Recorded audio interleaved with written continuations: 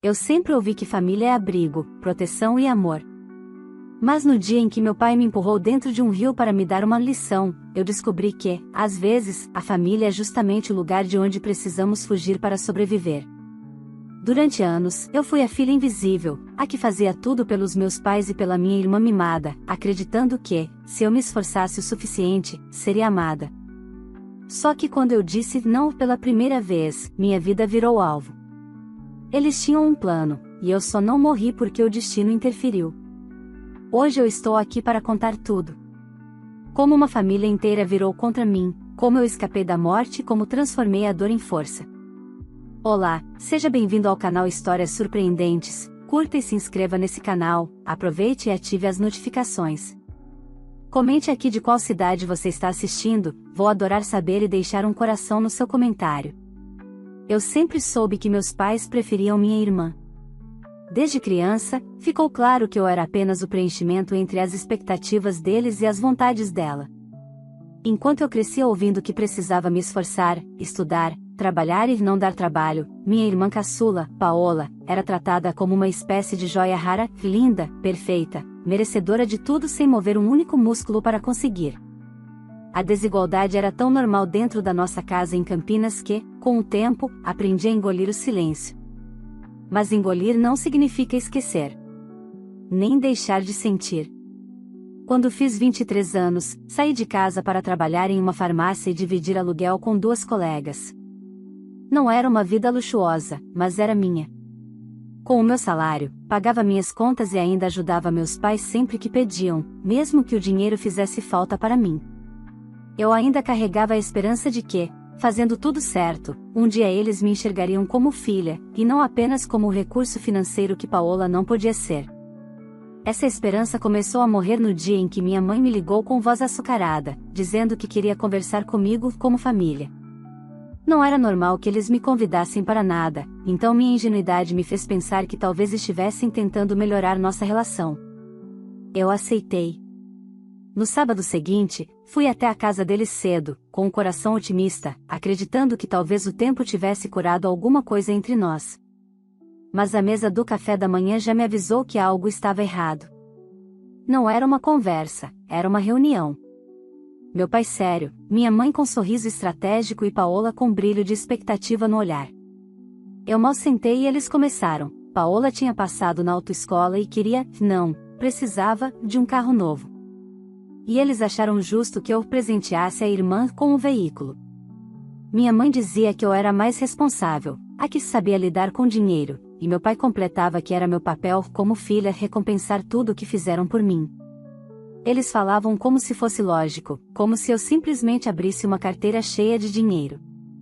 Eu expliquei, com calma, que não tinha condições de dar um carro para ninguém, que estava juntando cada centavo para pagar minhas próprias despesas.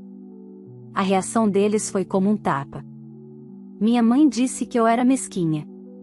Meu pai me chamou de ingrata. Paola riu, como se estivesse observando um espetáculo decepcionante. Naquele momento, eu percebi, a reunião nunca foi um convite. Foi uma ordem.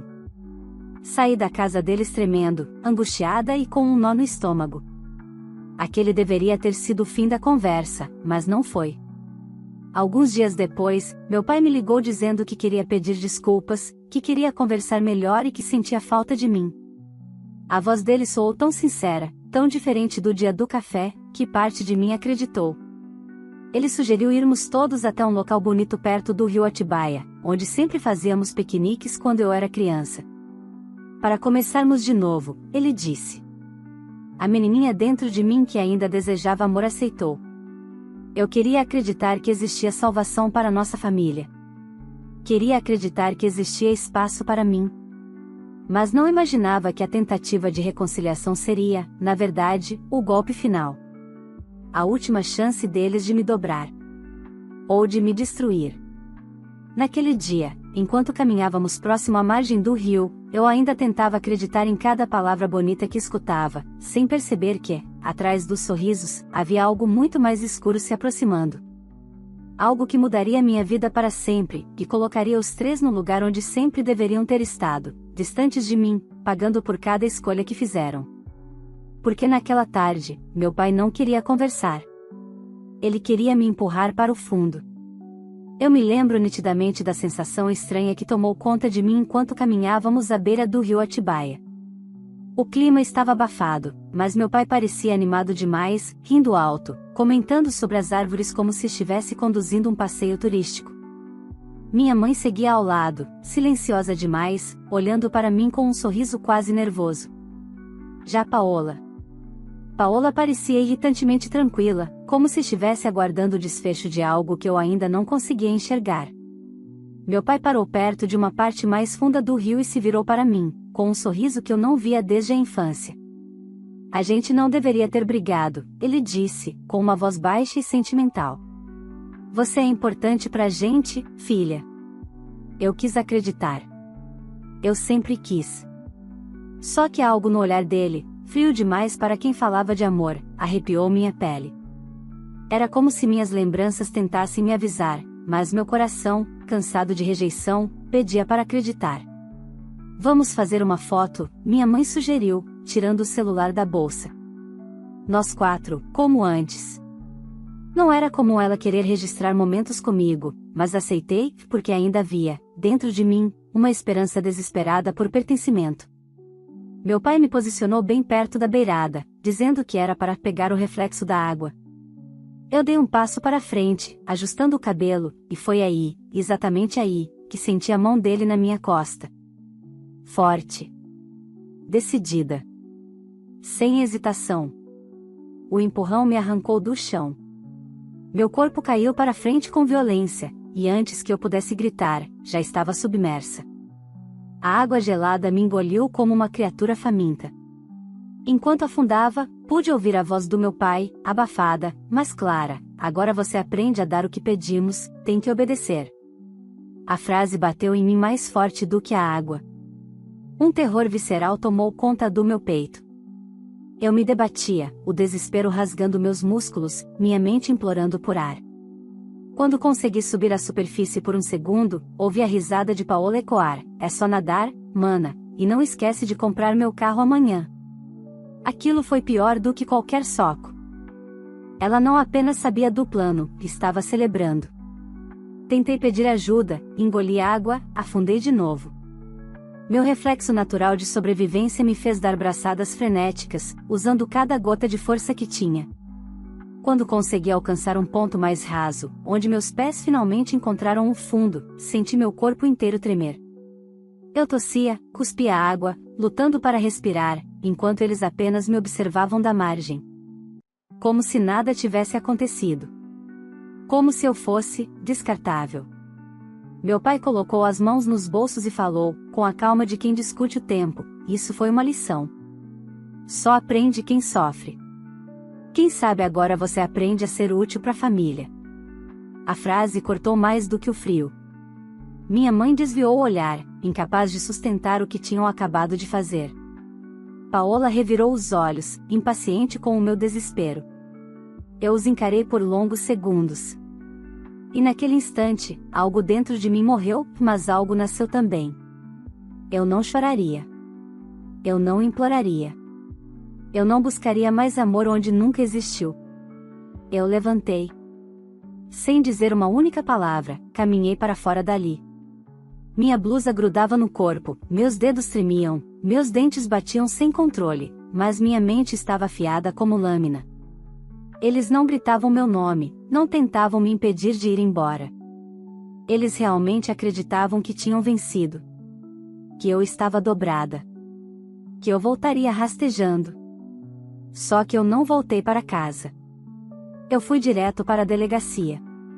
Quando entrei, ensopada, cambaleando, os policiais me olharam como se eu tivesse saído de um naufrágio. E de certa forma, eu havia saído. Expliquei tudo. Cada detalhe. Cada frase. Cada gesto. O delegado não duvidou, não com o estado em que eu estava. Uma viatura foi enviada imediatamente para o local. E então o inesperado aconteceu. Uma das equipes analisou câmeras públicas instaladas perto da margem do rio para prevenção de afogamentos e acidentes, e lá estavam as imagens. A filmagem mostrava claramente o momento em que meu pai me empurrava no rio. A denúncia se transformou em prova. E pela primeira vez na vida, eu tinha vantagem. Eu não sabia ainda até onde aquilo chegaria. Mas eu sabia com absoluta certeza que, naquele dia, eu não era mais a filha rejeitada tentando ser amada. Eu era a filha que sobreviveria, que faria todos eles pagarem. No mesmo dia em que registrei o boletim de ocorrência, fui encaminhada para exame de corpo de delito. As mãos do legista analisando os hematomas no meu braço e nas minhas costas foram um lembrete doloroso do empurrão que quase tirou minha vida, mas também foram a garantia de que eu não estava fantasiando nada. Eu não era uma filha dramática. Eu era uma vítima. E, pela primeira vez, eu disse isso em voz alta, vítima da própria família. No fim da tarde, fui chamada ao gabinete do delegado. Na mesa dele estavam impressões das imagens captadas pela câmera às margens do rio. Fotogramas congelados mostravam claramente meu pai atrás de mim, com a mão estendida, empurrando meu corpo. Ao lado, Paola sorria levemente, enquanto minha mãe observava sem mover um músculo. As provas eram irrefutáveis. Você tem consciência de que isso não é apenas agressão? O delegado disse, com gravidade. É tentativa de homicídio. A palavra caiu como uma pedra no chão. Eu sabia. Mas ouvir alguém de fora afirmar deixou tudo ainda mais real. O delegado suspirou, ajeitando os papéis. Vamos solicitar a prisão preventiva do seu pai imediatamente. Sua mãe e sua irmã serão investigadas por participação e omissão criminosa.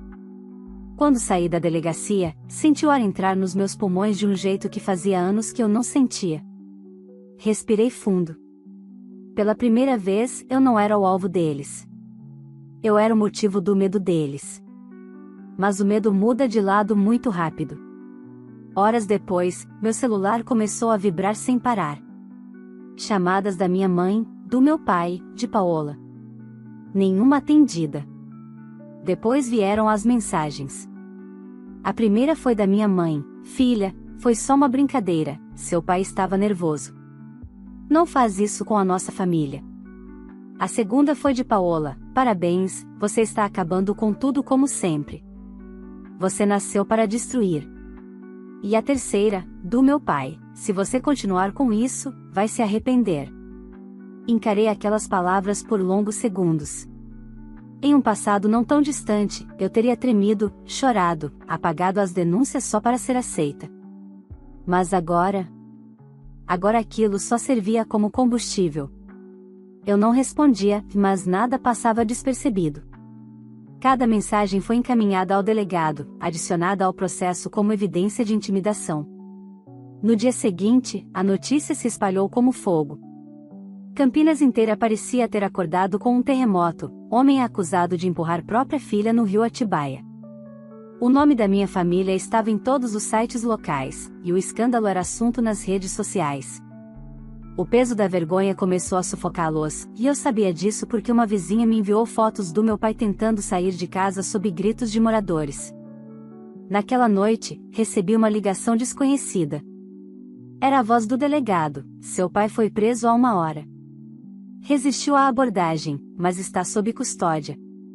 A transferência para a cadeia pública será amanhã. Eu fechei os olhos e deixei uma lágrima cair. Não era de tristeza. Era de alívio. Não existia vitória naquele momento, apenas a sensação de que o ciclo estava começando a virar. Mas eu sabia que a guerra estava longe de acabar. No dia seguinte, minha mãe e Paola apareceram no meu condomínio. Bateram no portão como se nada tivesse acontecido. Eu as observei pela câmera do interfone. Minha mãe chorava dramaticamente e Paola, com cara de princesa irritada, bufava e revirava os olhos. Abre essa porta agora. Paola gritou, vazando desprezo pelas palavras. Você estragou a nossa vida e vai consertar. Minha mãe se aproximou do interfone e disse, com uma voz trêmula e estudada: filha, sua irmã é só uma menina, ela não entende. Seu pai está desesperado. Você vai mesmo destruir sua própria família? Você é nossa obrigação. Você tem que apoiar. Eu não respondi. Não precisava. Elas queriam gritar comigo. Queriam me culpar. Queriam me virar contra mim mesma, como sempre fizeram. Mas algo dentro de mim havia mudado para sempre. Pedi ao porteiro para chamar a polícia. Elas foram removidas do condomínio por perturbação e tentativa de invasão privada. E quando o portão se fechou atrás delas, eu tive certeza absoluta, aquele era o começo do fim. Elas sentiriam cada consequência de tudo que plantaram. No entanto, a investigação trouxe algo que eu não esperava. Algo que fez meu estômago afundar. Ao analisar em extratos e ligações dos meus pais, a polícia descobriu movimentações financeiras suspeitas feitas em meu nome, via empréstimos bancários, cartões adicionais, e até uma simulação de financiamento, como se eu tivesse comprado um carro para Paola. Tudo planejado para que, caso o plano no Rio funcionasse, eu morresse deixando dívidas que cairiam sob responsabilidade do meu espólio, e adivinha quem herdaria o suposto carro? Paola. Eles não queriam apenas me matar. Eles queriam me usar financeiramente até depois da minha morte. Foi nesse momento que eu entendi, eu nunca teria sido suficiente para eles. Nunca teria sido amada. Nunca teria sido vista como filha. Mas eu seria a ruína deles. Depois da descoberta das movimentações financeiras feitas em meu nome, fui chamada para prestar mais depoimentos. A equipe de investigação já não tratava o caso apenas como tentativa de homicídio, agora envolvia também fraude, estelionato e falsidade ideológica. Meu pai já estava preso, mas minhas mãos ainda tremiam cada vez que lembrava de tudo que descobriram. Eu não sabia que era possível sentir raiva e alívio ao mesmo tempo, mas eu sentia. Cada nova prova encontrada confirmava que eu não estava louca, nunca estive. Eu só era a única que enxergava a família como ela realmente era. Apesar da prisão do meu pai, minha mãe e Paola continuavam soltas, e não aceitavam a queda. 2 semanas depois, fui demitida da farmácia. A gerente, com olhos baixos, explicou que havia recebido inúmeras ligações anônimas denunciando que eu era instável, perigosa e mentirosa compulsiva. O choque atravessou meu peito como uma faca. Mesmo quando eu me defendia, eles encontravam maneiras de atacar. Tentei não demonstrar fraqueza, mas ao sair da farmácia com meus pertences dentro de uma caixa, senti o chão desaparecer sob meus pés. Não tinha dúvidas, minha mãe e Paola estavam por trás daquilo. Nos dias seguintes, vizinhos que antes me cumprimentavam passaram a me olhar com desconfiança, comentários misteriosos surgiram na porta do meu prédio, como se eu fosse uma criminosa. Era fácil perceber a estratégia, já que não podiam me matar fisicamente, queriam me matar socialmente. Queriam me isolar, para que eu voltasse rastejando para elas. Mas o que elas não sabiam é que eu não estava sozinha.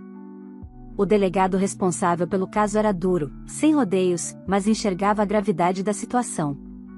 Ao tomar conhecimento da minha demissão e das ligações anônimas, ele levantou suspeitas imediatas. Isso é retaliação, ele afirmou. E tentativas de intimidação só pioram a situação jurídica das duas. Continue nos informando de qualquer contato ou dano. A partir dali, a delegacia me orientou a registrar cada mínima coisa. E uma delas se tornaria decisiva. Numa madrugada, meu celular vibrou com uma mensagem de áudio enviada de um número desconhecido. A voz era da minha mãe. Ela falava chorando, mas não de arrependimento. Falava de medo. Você acabou com a nossa vida. Seu pai está sendo humilhado, e isso é culpa sua. Você não podia ter ido tão longe, você tinha que ter deixado pra lá. A gente só queria que você aprendesse a obedecer. A gravação durou quase 4 minutos. Entre choros, insultos e acusações, ela admitia tudo, inclusive que tinham planejado a lição no Rio para me quebrar antes que fosse tarde demais. Para a polícia, aquilo era ouro. Quando enviei o áudio para o delegado, recebi a resposta em menos de 10 minutos, essa gravação pode levar sua mãe à prisão. Naquele dia, eu chorei pela primeira vez em semanas. Não de desespero, de libertação. Finalmente, a verdade estava deixando de ser apenas minha para se tornar fato diante da lei. Mas enquanto a justiça avançava, minha vida pessoal se desmoronava em silêncio.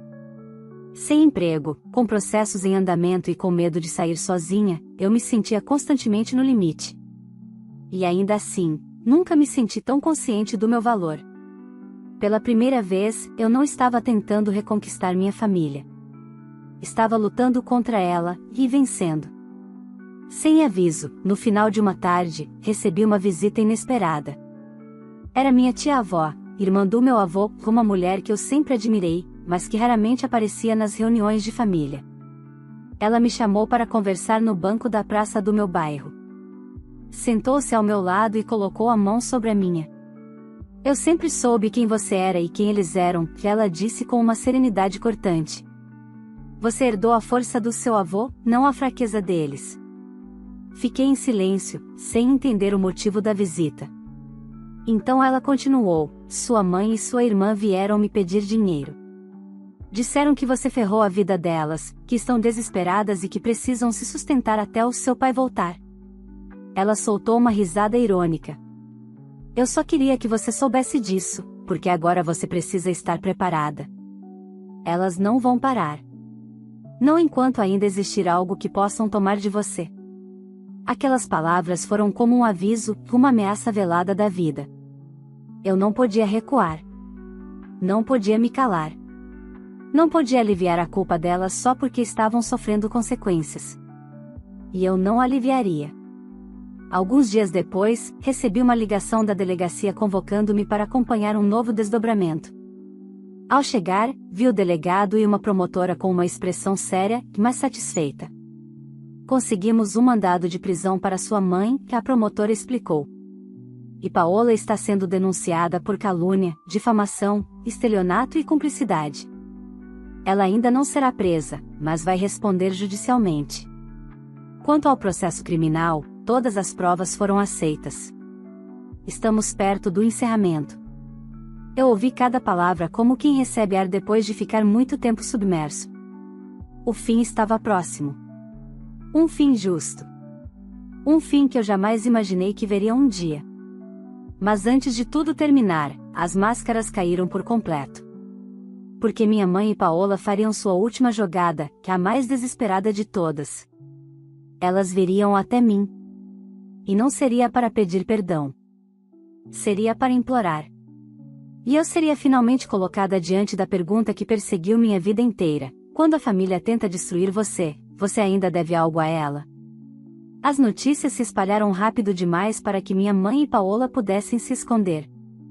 No mesmo dia em que o mandado de prisão foi emitido, os jornais locais noticiaram que ela deveria se apresentar à justiça por participação e omissão criminosa na tentativa de homicídio contra a própria filha.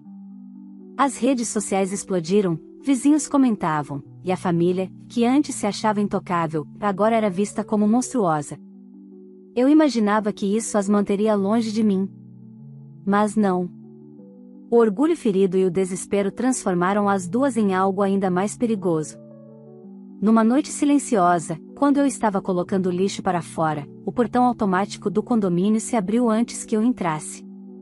Uma mulher correu em minha direção, e era minha mãe. O rosto estava vermelho, inchado, como se ela tivesse chorado por horas. Mas não era arrependimento que eu via nos olhos dela. Era pânico. Pelo amor de Deus, fala com o delegado. Ela implorou, segurando meus braços com força. Eu não posso ser presa. Sua irmã precisa de mim. Você vai destruir nossa família por causa de um empurrãozinho? Empurrãozinho. A palavra ecoou na minha mente como um soco. Foi assim que ela resumia a tentativa de me matar. Eu cuidadosamente tirei as mãos dela do meu corpo. Você quase me viu morrer, eu disse, firme. E não fez absolutamente nada. A resposta dela veio com veneno, porque se eu te salvasse, você nunca aprenderia. Por um instante, senti meu corpo gelar. Não era só conivência. Era convicção. Ela acreditava, com todas as forças, que eu merecia ter passado por aquilo. Que castigo físico, humilhação e medo eram métodos aceitáveis para me moldar conforme os desejos deles. Antes que eu reagisse, Paola saiu correndo de dentro de um carro estacionado mais à frente. Salto alto, corpo esticado, como se ainda estivesse acima de tudo. Ela apontou o dedo para mim, com raiva pura. Você destruiu nossa vida por inveja. Gritou. Era só dar o carro, não era difícil. Você é um lixo, sempre foi. A gente só tentou te colocar no seu lugar porque você não sabe quem é. Paola deu um passo para cima de mim, como se quisesse me intimidar. Mas eu não recuei. Ela continuou: se você pedir para suspender o processo, tudo volta ao normal. O pai sai da cadeia, minha mãe não é presa e você ainda pode conseguir um emprego novo. Todo mundo ganha. Só depende de você parar de fazer drama. A perversidade da lógica delas me atingiu como uma ventania. Eu passei a vida inteira acreditando que eu é que estava errada, mas ali, bem na minha frente, estava a prova definitiva. Elas realmente achavam que eu era uma ferramenta. Algo a ser usado, moldado, destruído e reconstruído conforme fosse conveniente. Eu as olhei com calma. Uma calma que veio de um lugar que eu desconhecia até aquele momento. Vocês ainda não entenderam, eu disse, devagar, para que cada palavra penetrasse. A vida de vocês não acabou por minha causa. Acabou porque vocês não sabem amar ninguém que não lhes sirva. Vocês criaram o próprio desastre, e agora querem que eu conserte. Só que eu não vou. Minha mãe começou a chorar mais alto. Paola ficou vermelha, como se minha recusa fosse uma afronta pessoal. Você vai pagar por isso, ela sibilou. Todo mundo vai te odiar. Você vai ficar sozinha. Ninguém fica contra a própria família e vence. Foi a frase que a vida inteira eu temi. E pela primeira vez, ouvindo da boca dela, percebi a verdade: eu não estava sozinha. Eu estava livre. O porteiro acionou a segurança. Guardas do condomínio se aproximaram e pediram que as duas se retirassem imediatamente. Paola tentou resistir, gritando, arrancando risos de moradores que assistiam à cena pela janela. Minha mãe teve que arrastá-la até o carro. Enquanto elas entravam no veículo, a polícia militar chegou. Os agentes tinham recebido um chamado do condomínio sobre tentativa de invasão e ameaça. Quando viram os nomes, souberam do que se tratava. Os policiais orientaram minha mãe a acompanhá-los até a delegacia. Não havia mais fuga.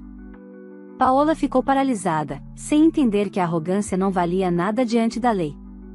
Antes de entrarem nas viaturas, minha mãe ainda olhou para mim, com ódio e desespero misturados: você não tem mais família.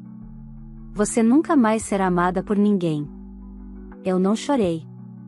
Eu apenas disse: eu prefiro estar sozinha do que cercada de pessoas que tentaram me matar. As viaturas partiram, as luzes refletindo nos muros do condomínio. Eu fiquei ali, parada, sentindo a brisa fria tocar meu rosto. Não era tristeza o que eu sentia. Não era alegria. Era paz. Uma paz que eu nunca havia conhecido. Uma paz que não dependia de ninguém. Nos dias seguintes, a cidade inteira falava do caso. Minha mãe virou notícia ao ser presa preventivamente, e Paola, investigada por estelionato e difamação, perdeu o emprego e os benefícios que ostentava como se fossem direitos divinos. O círculo social que as paparicava desapareceu. O mesmo tipo de gente que cresceu fortalecendo a vaidade delas agora as evitava como uma doença.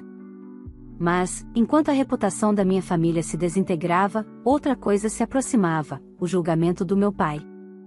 O dia estava marcado. E eu sabia que aquilo mudaria tudo, para sempre. Eu teria que encarar a pessoa que tentou tirar minha vida. Mas dessa vez, eu não seria a filha rejeitada. Eu seria a testemunha. O julgamento do meu pai aconteceu em uma manhã nublada, o tipo de clima que parece segurar a respiração do mundo. Eu cheguei cedo, acompanhada pela promotora.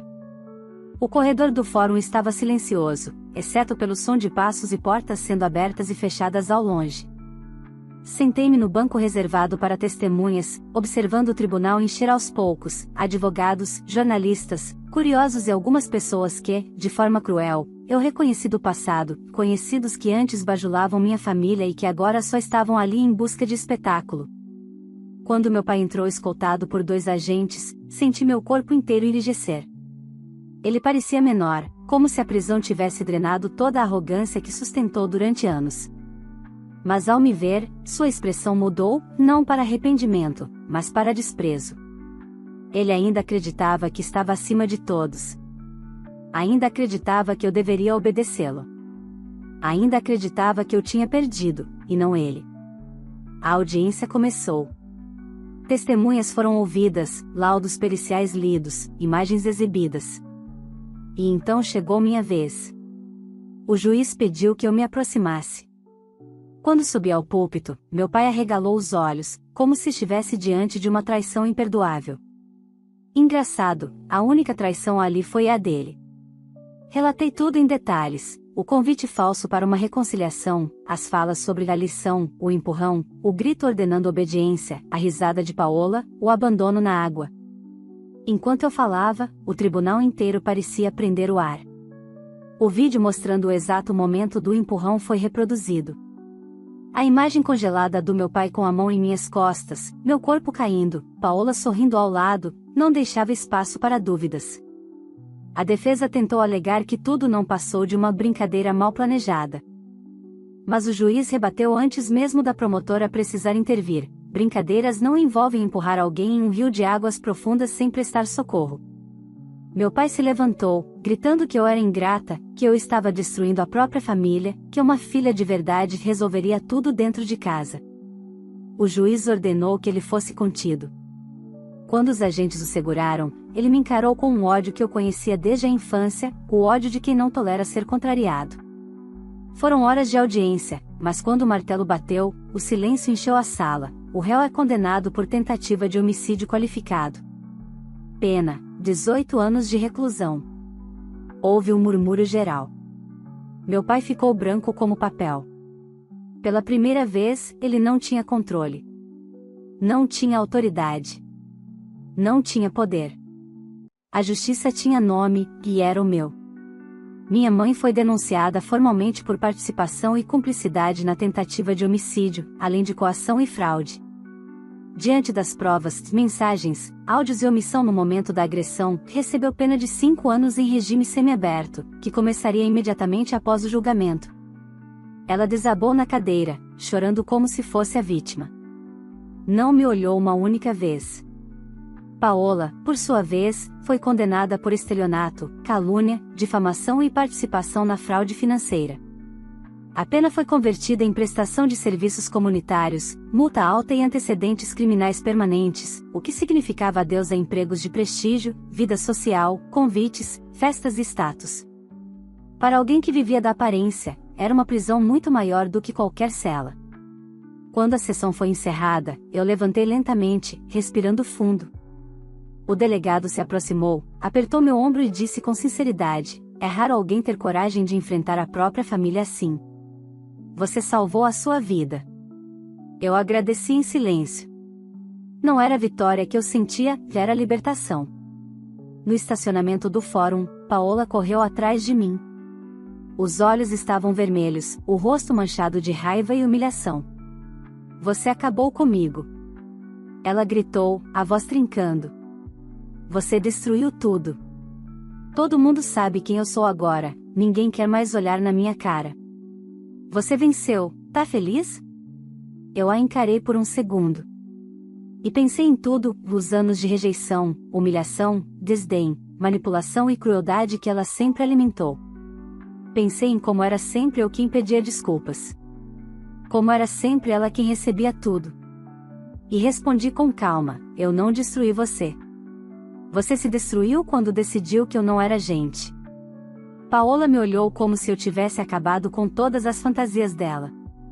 E talvez tivesse mesmo. Entrei no carro. Tranquei as portas. Dei partida.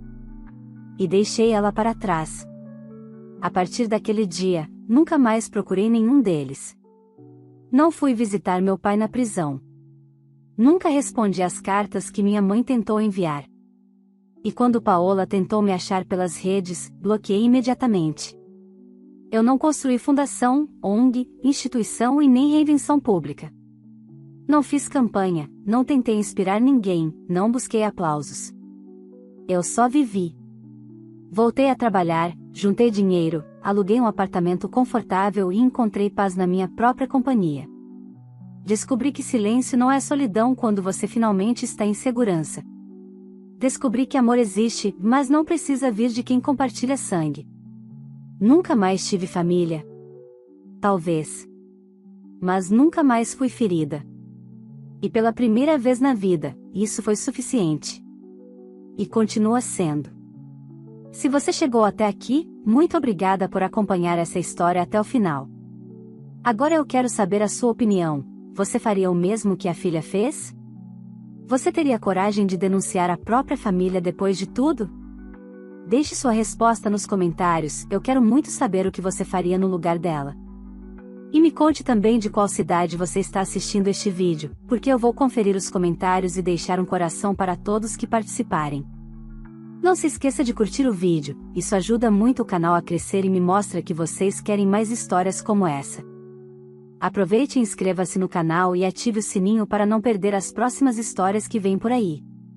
E se você conhece alguém que gosta de histórias emocionantes, compartilhe este vídeo.